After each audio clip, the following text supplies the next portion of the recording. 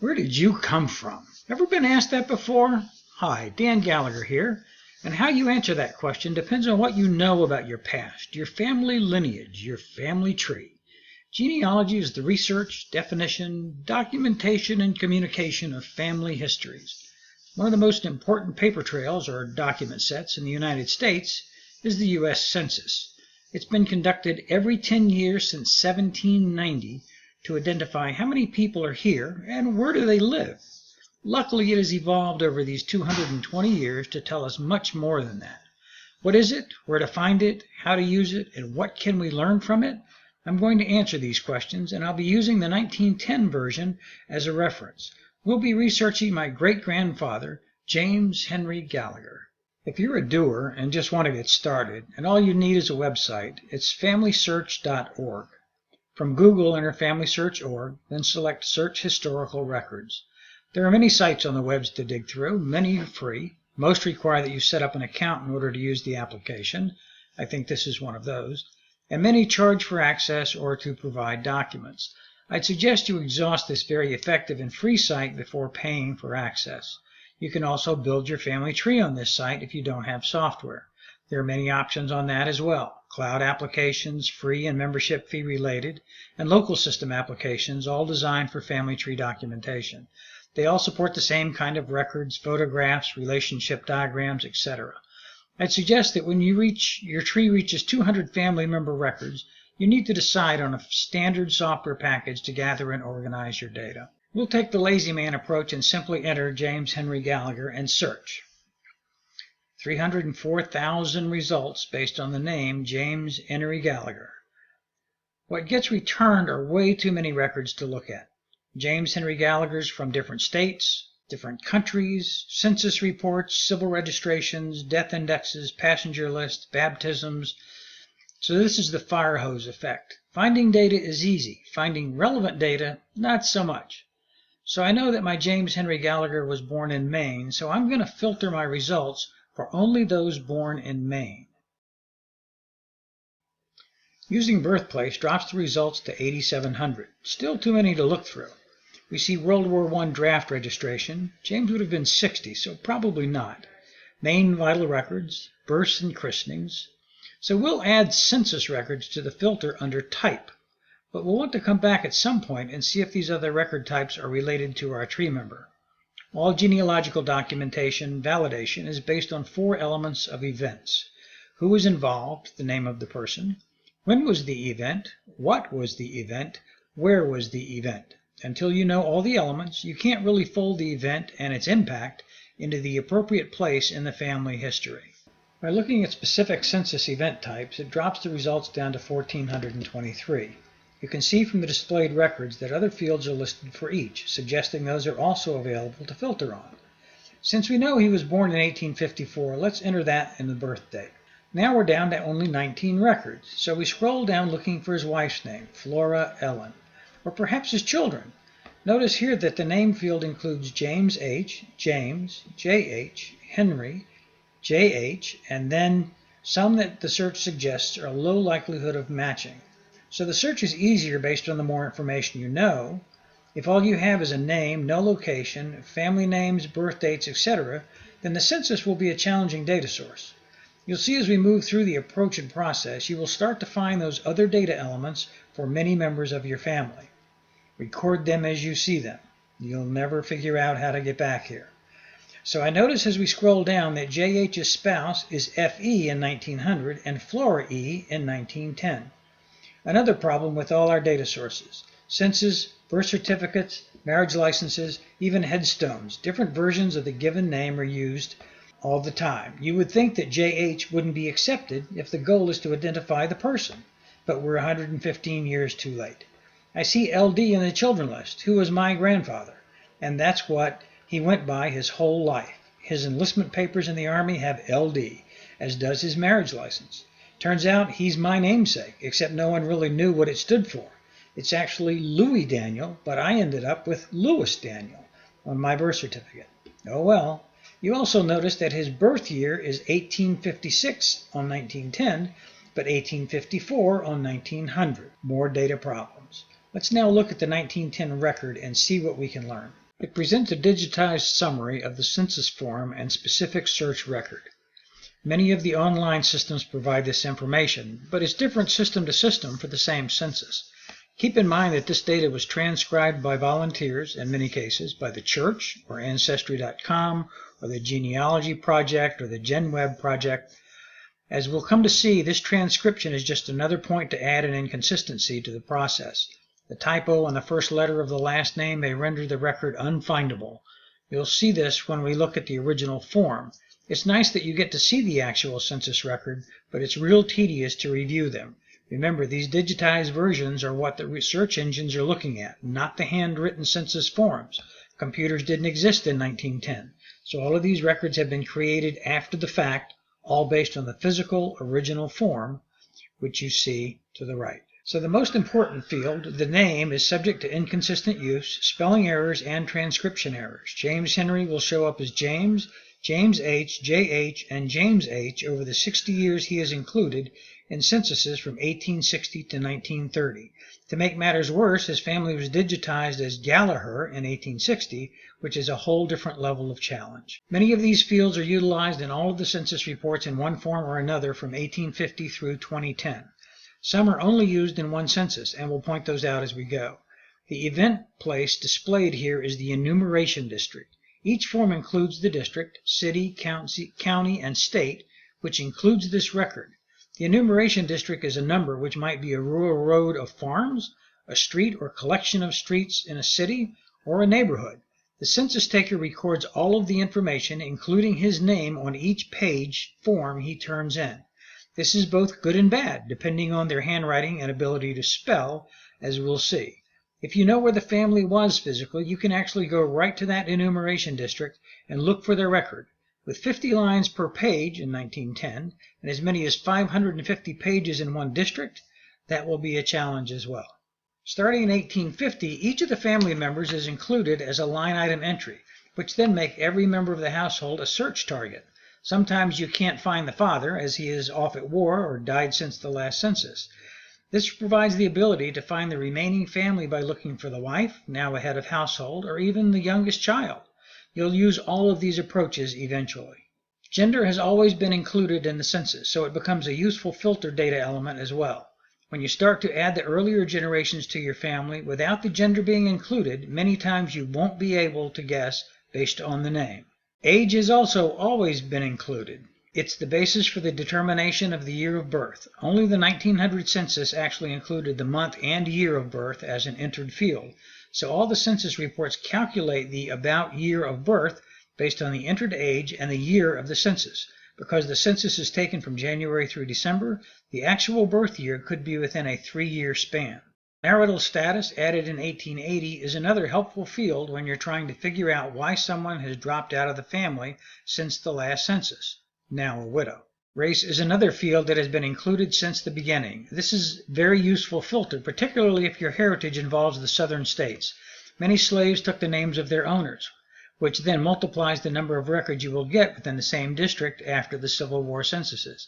In fact, the 1790 to 1840 census records only include household head count for male, female, black, white, slave, and free members. No individual information on each member is included at all. Relationship to the head of household was added in 1880, a significant help. Often multiple families in the same residence would have different last names. With this field, you can determine that grandchildren and married daughters are still living at home. Otherwise, you couldn't tell a boarder from a family member. Years married is another critical data element. The displayed marriage year is calculated from the years married field. Like the birth date, though, it was only included in a few years, 1900, 1910, and 1930, and has the same 3-year span of accuracy. However, it provides the needed information to start to look for the marriage certificate or license. Like the birth certificate, the recording of these documents has an inconsistent history as well. Both the birth certificate and marriage documents provide the possibility to move between generations and families with certainty. You will notice the birthplace of the family member added with the 1850 change, as well as the birthplace of the family member's father and mother added 1880. These fields are extremely important if the family members immigrated to this country, and some members had to. It's also an important aid in starting to hone in on what countries they came from so that you can find their point in time of immigration. You'll also see that apparently many folks in the old days didn't know where their parents were born. I have found some listed as born in Minnesota on one census, then Canada on another, and finally England on a later one. This may indicate more about the person actually providing the information for the household residents than the recording and transcription processes. The birthplace also provides the identity, at least at the country and state level, from where to start looking for the birth certificates. Another important document trail, this was started in most states long after the census process and was inconsistent not only by state but county until well into the 20th century. All of the household members are listed with their relationship, sex, age, and birthplace. If you're going to copy the info, this digitized view is the place to start. There are other fields not included in the digitized view, which become significant depending on the family history. Let's look at the actual form. We're going to shift now to the actual form, as many fields are not included in the record summary, and each search database uses different parameters for digitization. After you find the desired record and add the new information from the digitized summary, review the form itself for some additional and sometimes critical information that you won't know you need until later. While finding the next census record is easier, you'll develop a data set for each type of document reviewed based on what you'll need later to expand your tree, or drill down into individual events that are significant. This will be different as you add members with different significant events and histories. What you need to gather for Civil War era veterans is different than that for plantation owners versus Revolutionary War veterans versus World War I veterans and World War II veterans. All of the sites I've utilized for census data have the same kinds of functions: the ability to zoom in and out, slide the form, and most to save a copy to your tree or computer. You can see as you zoom in, the heading is still too crowded to read. On the top of each page are the key census organizational fields. In the upper left is the state, county, township for rural areas, and institution if applicable. In the upper right is the city of the residence, the date the page was completed, which is helpful along with the age in determining the year of birth. The enumeration district number and page number, important for source documentation and direct access to the census form through other websites. The ward number, which is often included in the digitized location name, and even the enumerator's name, the person that actually recorded all this information. Starting on the left side of the form, there are 35 columns, 33 of which are numbered. These are the lines for my great-grandfather's family on April 16, 1910 in Birmingham, Jefferson County, Alabama. The first column is the line number. There are 50 lines in the 1910 census, followed by the street, avenue, or road name, often left blank. Martin Station, listed here, doesn't exist in Birmingham anymore according to Google Maps, but I'm sure there's a enumeration district map from 1910 somewhere that would show it. This is followed by the first numbered column, dwelling number. This isn't the house address, it's the sequential resident that this enumerator has counted. Today, in this district, in this census, not sure. And finally, the number of the family, again a sequential number. As many residences had multiple families, this would normally be a higher number than the dwelling number. We've covered these in the digitized section. Notice the relation column. When you find a grandmother, grandfather, grandchild, or boarder, it's extremely helpful in the research process. We'll proceed to the next slide. Very helpful information in the validation that you have all of the family members.